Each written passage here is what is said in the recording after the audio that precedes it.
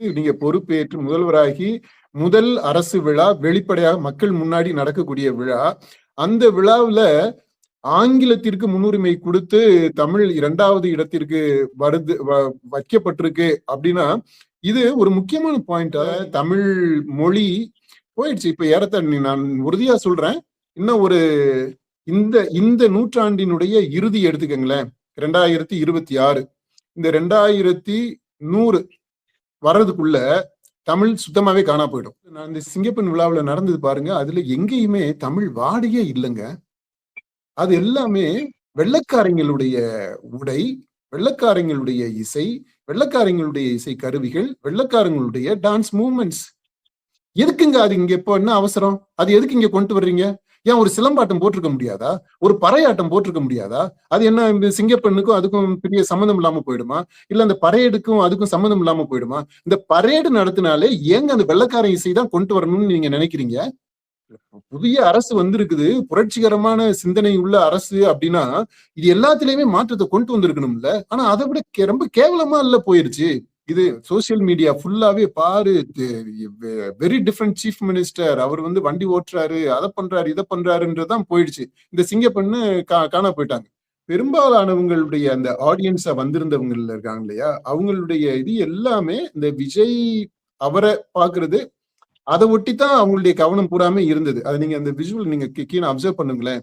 அதுல மத்தபடி அங்க விழாவுல என்ன நடக்குது, இது எதுக்காக இந்த விழா அப்படின்றத பத்தியே யாருமே பெருசா பொருட்படுத்தல. அந்த FDFS சிண்ட்ரம் அது அப்படியே கேரி ஓவர் ஆகுது. பங்கெடுத்துக்கிறவங்க அவங்களுடைய மெயின் ப்ரீ ஆக்குபேஷன் ஒரு சூப்பரா ஒரு ரீல்ஸை போட்டணும், ஒரு ஷார்ட்ஸ் ஒண்ணு போட்டணும், அல்லது ஒரு கிளிக் பண்ணிக்கணும், ஒரு செல்ஃபி எடுத்துக்கணும். அப்படி அந்த இதுதான் இன்னும் இன்னைக்கு வரைக்குமே கண்டினியூ ஆகுது. இது மாறிட்டா விஜய்க்கு நல்லது, இந்த ஆட்சிக்கு அது நல்லது. அப்படி இல்லாட்டினா இது தொடருதுன்னு வச்சுக்கோங்களேன். இப்படி தொடரும் போது அது கெட்ட பேரை தான் உருவாக்கக்கூடியதாக இருக்கும்.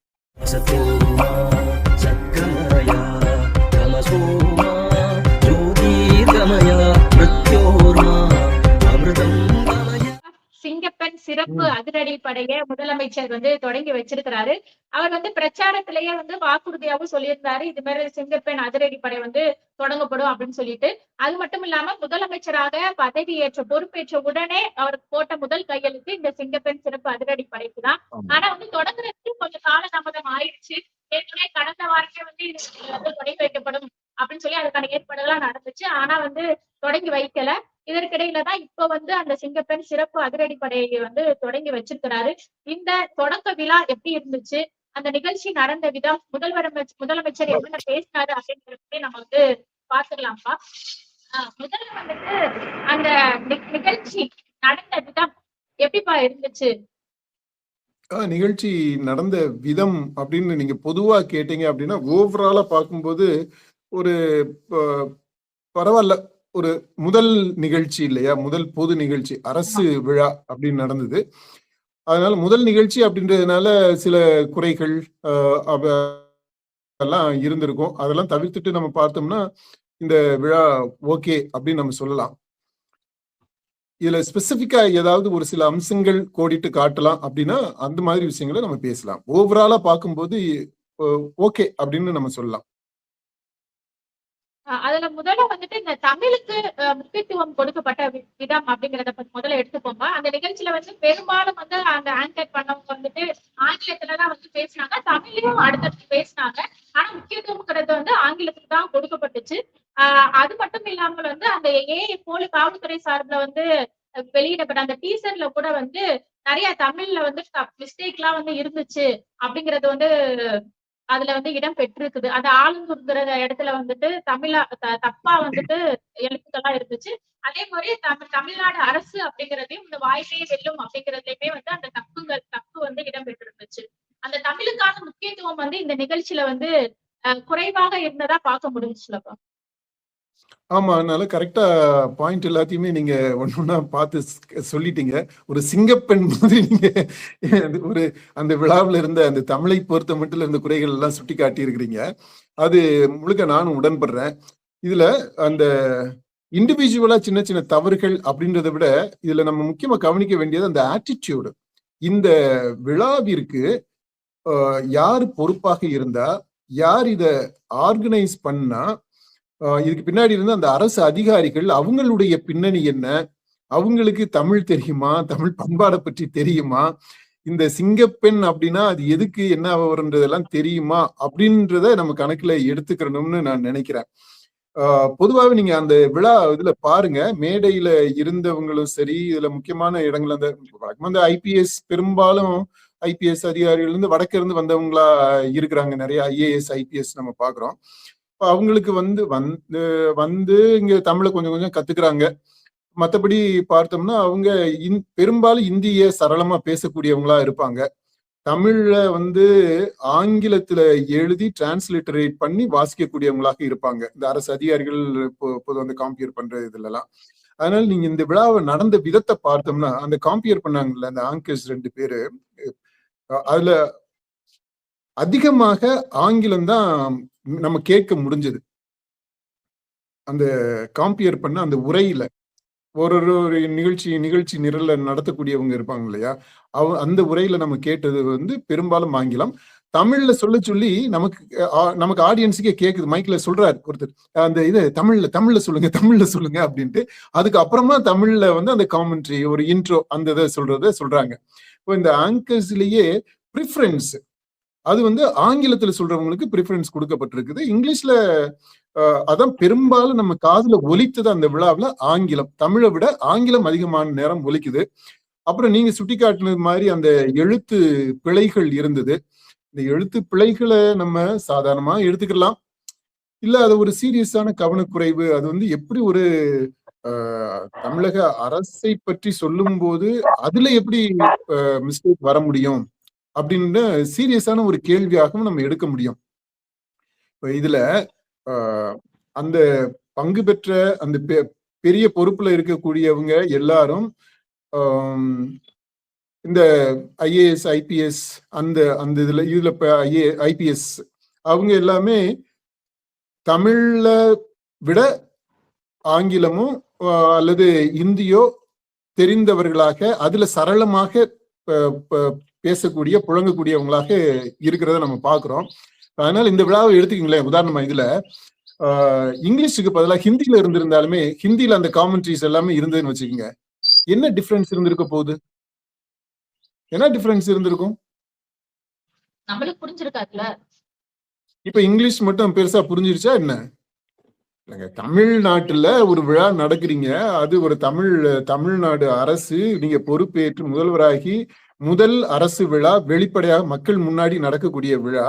அந்த விழாவுல ஆங்கிலத்திற்கு முன்னுரிமை கொடுத்து தமிழ் 2வது இடத்திற்கு வைக்கப்பட்டிருக்கு அப்படின்னா இது ஒரு முக்கியமான பாயிண்ட். அதாவது இன்றைக்கு இருக்கக்கூடிய தமிழினுடைய நிலை என்ன அப்படின்றது சுட்டி காட்டக்கூடியதாக இருக்கு. அது தமிழ் தங்கிலீஷ் ஆயிடுச்சு அப்படின்னு எல்லாம் சொல்றாங்க பாத்தீங்களா, ஆங்கிலம் இல்லாம தமிழ் இல்ல. இப்ப இங்க என்ன ஆயிடுச்சுன்னா ஆங்கிலத்திற்கு 2வது கீழ்நிலையில தமிழ் கொண்டு வந்துட்டாங்க. இது ஒரு செகண்டரி பொசிஷனுக்கு தமிழ் வந்துருச்சு. அரசு விழாவிலே அதிகாரப்பூர்வமா நடக்கிற விழாவிலேயே முக்கியத்துவத்தை பொறுத்த மட்டும் இது 2வது நிலைக்கு வந்துருச்சு. கலப்பு மட்டும் இல்ல, கலப்பு அதிகமாக இருக்கு. இப்ப இதுல என்ன, இப்ப நம்ம பண்பாடை எடுத்துக்கிட்டோம் அப்படின்னா, எங்க தலைமுறை, என்னுடைய வயசுல பார்த்தோம்னா தமிழ் நல்லா இருந்துச்சு, ஆங்கிலம் கொஞ்சம் கொஞ்சம் இருக்கும், வடமொழி சொற்கள் கொஞ்சம் கொஞ்சம் கலந்துருக்கும். உங்க தலைமுறை எடுத்துக்கோங்க, இந்த சிங்கப்பெண் தலைமுறை, நீங்க பேசக்கூடிய தமிழ்ல பாருங்க, ஆங்கிலம் ஆல்மோஸ்ட் 50-50 இருக்கு. 50% தமிழ், 50% இங்கிலீஷ், அப்படி ஆகி போயிடுச்சு. சிலதுல எல்லாம் பாத்தீங்கன்னா நம்ம பேசுற அந்த சென்டென்ஸ்ல இங்கிலீஷ் தான் இருக்கும், இடையில வந்து அந்த பண்ணி அந்த மாதிரி இடையில வார்த்தைகள் மட்டும் தமிழ் மாதிரி இருக்கும், மீதி எல்லாமே இங்கிலீஷா இருக்கும். அப்புறம் இந்த நுனி நாக்குல இங்கிலீஷ்ல பேசுறவங்க பேசக்கூடிய அந்த தமிழ் இருக்கு. இது உங்க தலைமுறை. இப்போ அடுத்து உங்க பையன் ஜீவன் தலைமுறை எடுத்துக்கங்க, அவங்களுக்கு தமிழை இல்ல, அவங்க எல்லாருமே தமிழ் மிக குறைவாக இருக்கக்கூடிய, ஆங்கிலம் அதிகமாக இருக்கக்கூடிய ஒரு மொழி. அந்த மொழியில தமிழுக்கு இடமே இல்லை. இந்த தலைமுறை, அடுத்த தலைமுறை வருது பாத்தீங்களா, gen alpha, gen beta, gen beta வரும்போது அங்க தமிழே இருக்காது. அடுத்து அதுதான் ஜென் இதுக்கு ஒரு பீட்டா உதாரணம் சொல்றேன்ப்பா. சொல்லுங்க. பையனுக்கு வந்து ஸ்கூலுக்கு அட்மிஷனுக்காக போறேன். ஒரு 4, 5 ஸ்கூல்ல என்கொயரி பண்ணேன். அப்ப வந்து ஒரு ஸ்கூல்ல போனா தமிழ் புக்கே இல்லப்பா. எனக்கு ரொம்ப ஆச்சரியமா இருந்துச்சு. அது பெரிய ஒரு பிராண்டான ஒரு ஸ்கூல் தான். Play school. அங்க வந்து தமிழுக்கான புக்கே இல்ல. ஹிந்தி இருக்குது. எல்லா புக்குமே இருக்குது. பெருசு பெருசா வச்சிருக்காங்க. ஆனா எங்கங்க தமிழ் புக் எங்க அப்படின்னு சொல்லி கேட்டா, இல்லங்க இது வந்து இந்தியா ஃபுல்லா இருக்கிறதுனால ஒவ்வொரு ரீஜனல் லாங்குவேஜ்க்காக தனித்தனியா புக் வைக்க மாட்டோம். நாங்க நோட்ல எழுதி சொல்லி கொடுப்போம். அப்படின்னு சொன்னாங்க. நான் அன்னைக்கு முடிவு அந்த ஸ்கூலுக்கு எக்காரணத்தை மட்டும் போகவே கூடாது. ஆனா ஹிந்திக்கு வந்து இப்பயே புக் வச்சிருக்காங்க எல்கேஜிக்கு. அதான் பாருங்க. அது தமிழ்நாட்டு தானே, நீங்க சொல்ற தமிழ்நாட்டுல தானே இருக்கு. இருக்குது. இப்போ அடுத்த தலைமுறை கரெக்டா சொல்றீங்க. அதுதான் தமிழினுடைய நிலைமை. இந்த தமிழ் இனி மெல்ல சாகும் அப்படின்லாம் சொன்னாங்க இல்லையா? தமிழ் மெல்ல சாகுதோ இல்லையோ, தமிழ் வந்து உருமாறிடுச்சு. பயங்கரமா உருமாறிடுச்சு இந்த தலைமுறையில. நீ அடுத்து வரக்கூடிய தலைமுறையில தமிழ் இல்லாம போயிடும். தமிழ் கொஞ்சம் இருக்கக்கூடிய வேற ஒரு மொழி. அது ஆங்கிலம் அதிகமாக இருக்கும். கொஞ்சம் ஹிந்தி கூட வந்துடும். மற்ற வெளிநாட்டு மொழிகள் எல்லாமே கூட இந்த கார்ட்டூன்ஸ்ல என்னென்ன மொழிகள் எல்லாம் இருக்கோ, உங்க அந்தந்த வீட்டுல பசங்க என்ன மொழி படங்கள் எல்லாம் பாக்குறாங்களோ அது எல்லாமே கலந்து கட்டிய ஒரு மொழியாக வரும். அதனால தமிழ் மொழி போயிடுச்சு. இப்ப ஏறத்தாழ நான் உறுதியா சொல்றேன், இன்னும் ஒரு இந்த நூற்றாண்டினுடைய இறுதி எடுத்துக்கங்களேன், 2026 இந்த 2100 வர்றதுக்குள்ள தமிழ் சுத்தமாவே காணா போயிடும். அது வந்து ஒரு எக்ஸ்டிங்க்ட் ஆயிடும். அது ஒரு அழிவில் இருக்கக்கூடிய ஒரு மொழி. இப்பவே அந்த லிஸ்ட்ல தான் இருக்கும்னு நினைக்கிறேன் நம்ம தமிழ். இந்த நூற்றாண்டினுடைய இறுதி வரும்போது தமிழும் முடிஞ்சிடும். வேற மொழி இருக்கும்.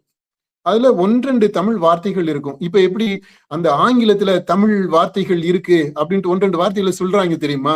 அந்த சமஸ்கிருதத்துல தமிழ் வார்த்தை இருக்குதுன்ட்டு. அந்த மாதிரி இந்த ஜென் காமா பேசக்கூடிய அந்த மொழியில பாத்தியா இதெல்லாம் தமிழ் வார்த்தைடா அப்படின்னு சொல்லிட்டு அதை ஐடென்டிஃபை பண்றது மாதிரி இருக்கும். அந்த அளவுலதான் தமிழ் இருக்க போகுது. அதை நோக்கிதான் தமிழ்நாடு போய்கிட்டு இருக்கு. அத நம்ம அதை பார்த்து வருத்தப்படணும்னு பண்ணணுமான்னு எனக்கு தெரியல. ஏன்னா இந்த மொழிகள் வந்து மாறிக்கிட்டே தான் இருக்கும். சாகாவரம் பெற்ற மொழின்னு எதுவுமே கிடையாது.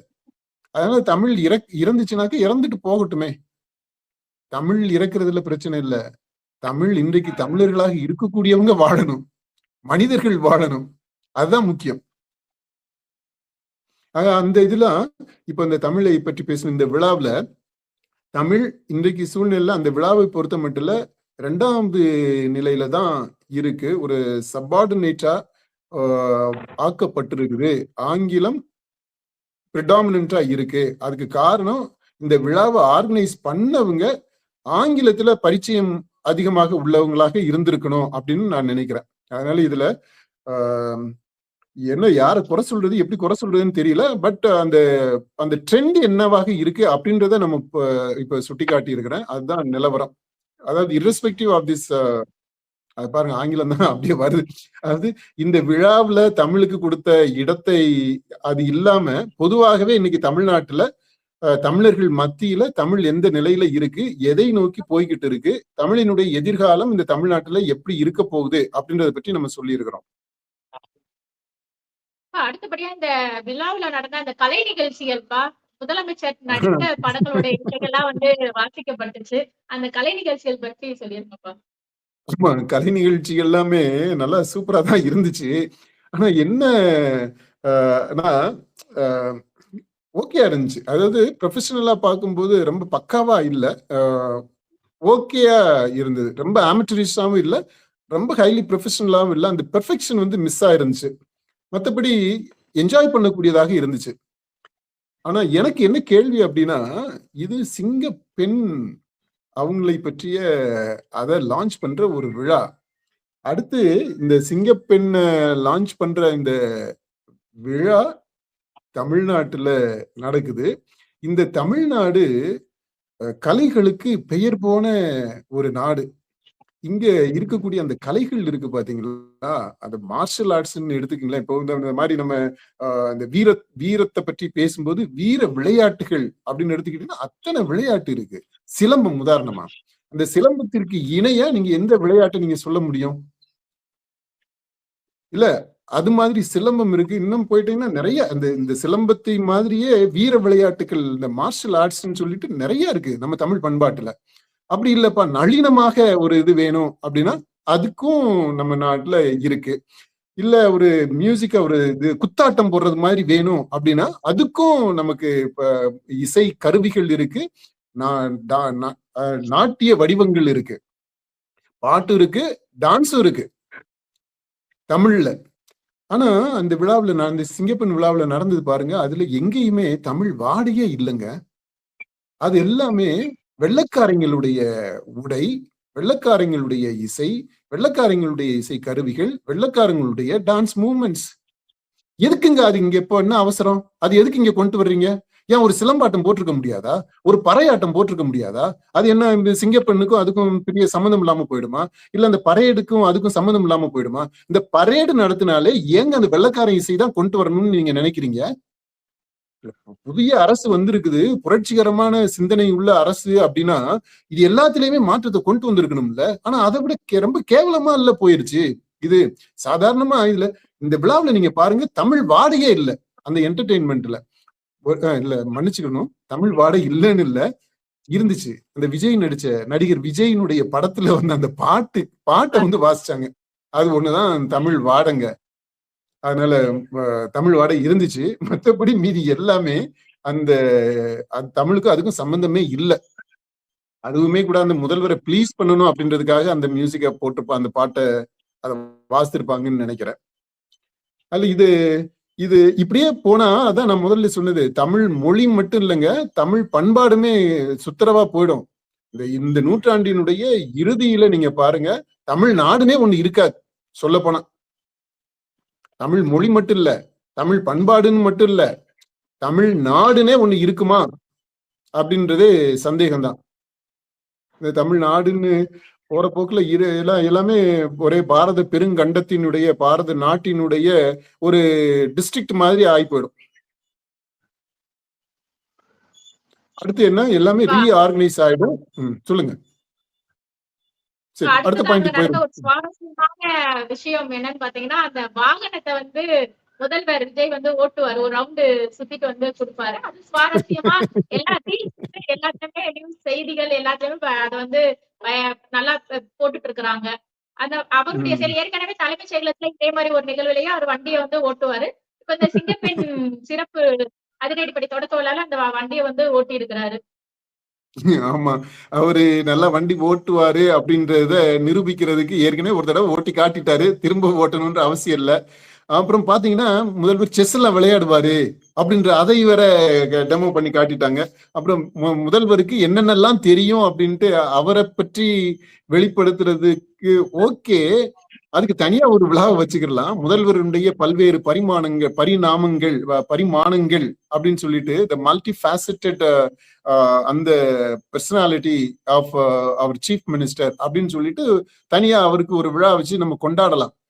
ஆனா இந்த விழா சிங்கப்பெண் விழா நடத்துறோம் அப்படின்னா அந்த லான்ச் தொடக்க விழாவுல அதுக்கு முக்கியத்துவம் எதுக்கு கொடுக்கணும்? சிங்கத்துக்கு கொடுக்கணும், சிங்கமாக இருக்கக்கூடிய அந்த பெண்ணுக்கு கொடுக்கணும், பெண் படைக்கு கொடுக்கணும். அந்த படையினுடைய நோக்கம் என்ன, அது எப்படி செயல்பட போகுது அப்படின்றது அதைத்தானே முன்னிறுத்தணும். அதுதான் அந்த விழாவினுடைய நோக்கமாக இருக்கணும். இந்த நோக்கத்தை நிறைவேற்றுறதுதான் அந்த விழாவினுடைய வெற்றியாக அமைய முடியும். அப்படி இல்லாம நீங்க பாருங்க, இதுல முதல்வரவே வண்டி ஓட்டுனாரு அப்படின்னு உடனே அந்த இன்னைக்கு பூரா நீங்களே சொல்லிட்டு இருந்தீங்க, அந்த சோசியல் மீடியா ஃபுல்லாவே பாரு வெரி டிஃப்ரெண்ட் சீஃப் மினிஸ்டர், அவர் வந்து வண்டி ஓட்டுறாரு, அதை பண்றாரு இதை பண்றாருன்றதுதான் போயிடுச்சு. இந்த சிங்கப்பெண்ணு காணா போயிட்டாங்க.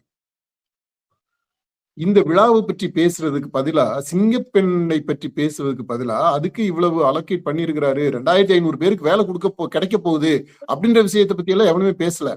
ஆனா அதுக்கு பதிலா இவர் வண்டி ஓட்டுனதை பத்தி பேசுறாங்க. இந்த மாதிரி இது வந்து பாருங்க மக்களுடைய கவனத்தை பராக்கு பாக்குறது மாதிரி சிதறடிக்க விட்டுட்டாங்க. அது இந்த விழாவினுடைய அந்த உன்னதமான முக்கியமான அந்த நோக்கத்தை மக்கள்கிட்ட கொண்டு போய் சேர்க்காம அதுல இருந்து கவனம் சிதறிடுது பாத்தீங்களா. இந்த மாதிரி விஷயங்களை தவிர்க்கணும்னு தான் நான் நினைக்கிறேன். இந்த ஸ்டண்ட் எல்லாமே ஷோவா ரீல்ஸா அதுக்கு அந்த இதுக்கான இதுவா தான் கணிக்கப்படும், அப்படிதான் மக்கள் எடுத்துக்கிடுவாங்க. ரசிகர்களுக்கு இது ஓகே, அவருடைய கட்சி தொண்டர்களுக்கு அத பாரு நம்ம முதல்வர் இந்த மாதிரி பண்றாரு அப்படின்னு சொல்றது பாசிட்டிவா பார்த்து செலிப்ரேட் பண்றதுக்கு ஓகேயா இருக்கும். ஆனா இந்த விழா எதுக்காக நடத்தப்பட்டது அப்படின்றத வச்சு பார்க்கும்போது இது வந்து ஒரு டிஸ்ட்ராக்ஷன் தான். இதை தவிர்த்து இருந்திருக்கணும். அதே மாதிரிதான் பாருங்களேன், அந்த இதுக்காகவே அந்த ஒரு வண்டியை நிறுத்தி அதுக்குள்ள வண்டியை சுத்த விட்டு அதுக்குள்ள டிரைவரை உட்கார வச்சு பாவம் அந்த டிரைவர் எப்படி கண்டினியூஸா மணிக்கணக்கில் சுத்திக்கிட்டு இருக்கிறாங்க அப்படின்னா என்ன ஆகுங்க. அதெல்லாம் ரொம்ப இன்ஹியூமன் இல்லையா, ஹியூமன் ரைட்ஸ் வயலேஷன் மாதிரி தானே ஆகுது. இப்ப இந்த மாதிரி சின்ன சின்ன விஷயங்கள் எல்லாம் தவிர்த்துட்டா அந்த ஸ்டண்ட்ஸை தவிர்த்து இருந்தா இந்த விழா இன்னும் கூட நல்லா இருந்திருக்கும். அந்த செய்தி வந்து இன்னும் பவர்ஃபுல்லா போய் சேர்ந்திருக்கும். அதேபடி இது வந்து ஒரு அரசு நிகழ்ச்சி. இந்த நிகழ்ச்சியில வந்து பங்கேற்கிறதுக்காக 1200 தாவேக்கனவருக்கு வந்து அனுமதி அளிக்கப்பட்டிருந்துச்சு. ஏற்கனவே வந்து நம்ம தலைமைச் செயலகத்துல முதல்வர் வந்து இது ஆய்வு பண்ண போறாரு அப்படிங்கிறப்போ ஏகப்பட்ட கூட்டம் இருந்துச்சு. அரசு அதிகாரிகள் பொதுமக்கள்லாம் வந்து இருந்தாங்க. அதே போல இந்த அரசு நிகழ்ச்சியில வந்து 1200 தாவேக்காவினருக்கு வந்து அனுமதி அளிக்கப்பட்டதுங்கிறத எப்படி பாக்குறீங்கப்பா? அவங்க தாவிகா அந்த அனுமதி பெற்று தாவிகாவினர் வந்தாங்க இல்லையா, அந்த 1200 பேரும் விழாவை பார்த்து ரசிச்சிருப்பாங்க. விழாவை பார்க்கறத விட அவங்களுடைய அந்த கனவு நாயகன் அவரு விஜய பார்த்ததுல அப்படி சந்தோஷப்பட்டிருப்பாங்க. இதுல அந்த விழா நடந்ததுல இருந்து அந்த அந்த லைவ் டெலிகாஸ்ட் நீங்க பார்த்தீங்க அப்படின்னா பெரும்பாலானவங்களுடைய அந்த ஆடியன்ஸா வந்திருந்தவங்க இருக்காங்க இல்லையா, அவங்களுடைய இது எல்லாமே இந்த விஜய் அவரை பாக்குறது அதை ஒட்டித்தான் அவங்களுடைய கவனம் பூராமே இருந்தது. அது நீங்க அந்த விஷுவல் நீங்க கீழே அப்சர்வ் பண்ணுங்களேன். அதுல மத்தபடி அங்க விழாவுல என்ன நடக்குது, இது எதுக்காக இந்த விழா அப்படின்றத பத்தியே யாருமே பெருசா பொருட்படுத்தல. விஜய் அவ்வளவுதான், அதான் போக்கஸ். அதை ஒட்டி உடனே அதை பார்த்துக்கிட்டு எல்லாமே மொபைல்ல தான் வச்சிருக்கிறாங்க, உடனே மெசேஜ் அனுப்பிக்கிறாங்க, இதை பண்ணிக்கிறாங்க. அப்படித்தான் நடந்துகிட்டு இருந்தே தவிர விழாவுல நடக்கக்கூடியது அதுல யாருமே முழுசா ஈடுபடல. இது ஒரு அப்சர்வேஷன். அடுத்து இந்த இந்த தாவிகா கட்சிக்காரவங்க வந்தது ஏன் வந்திருக்க கூடாது அப்படின்ற ஒரு கேள்வி இருக்குது. இது திமுக ப்ரோக்ராம் நடக்குதுன்னா திமுக கட்சிக்காரவங்க எல்லாம் வரமாட்டாங்களா? ஏதாவது ஒரு அரசு விழா நடக்கும்போது பொதுமக்கள் அப்படின்ட்டு யார் வருவா? இப்ப ஒரு ரெஸ்ட்ரிக்டட் என்ட்ரியா இருக்கும்போது செலக்ட் பண்ணி தான் நீங்க கொடுக்கணும், அழைக்கணும். அது பெரும்பாலும் அவங்க கட்சியை சேர்ந்தவங்களாக தான் இருப்பாங்க. திமுகனா திமுக, அதிமுகனா அதிமுக, இப்ப தாவிகானா தாவிகா வந்திருக்கிறாங்க. அது ஓகே, அது குறை சொல்றது மாதிரி ஒண்ணு இல்லை. ஆனா நான் அதை தாண்டி வேற என்ன பாக்குறேன் அப்படின்னா, இந்த ஒரு மாதமாக இந்த தாவிகா ஆட்சி எப்படி நடந்துகிட்டு வருது, அந்த அமைச்சர்கள் எப்படி செயல்படுறாங்க, முதலமைச்சர் எப்படி செயல்படுறாரு அப்படின்றது எல்லாத்தையும் பார்க்கும்போது இந்த அதாவது ஆட்சிக்கு வருவதற்கு முன்னால் பிரச்சார சூழல்ல தாவேகா அந்த ஸ்ட்ராட்டஜி என்னவாக இருந்ததோ அந்த ஸ்ட்ராட்டஜி அதுக்கு முன்னாடி, அதாவது இந்த கட்சி ஆரம்பிக்கிறதுக்கு முன்னாடி திரைப்பட ஹீரோவா விஜய் இருக்கும்போது அந்த படம் ரிலீஸை ஒட்டி அந்த அவருடைய ரசிகர்கள் அவங்களுடைய செயல்பாடுகள் எப்படி இருந்ததோ, ஒரு படம் ரிலீஸ் ஆகும்போது எப்படி இருப்பாங்க, அப்புறம் அதுக்கு ஆடியோ லான்ச்சுக்கு எப்படி இருப்பாங்க, அப்புறம் ஃபர்ஸ்ட் டே ஃபர்ஸ்ட் ஷோ FDFSக்கு அது எப்படி இருப்பாங்க அப்படின்ற அந்த அந்த பிஹேவியர் இருக்குது இல்லையா, அது அப்புறம் பிரச்சாரத்தின் போது நடந்த விதம், அப்புறம் இப்ப ஆட்சிக்கு வந்த பிற்பாடு இப்போ இந்த ஒரு மாதமாக நடந்தது.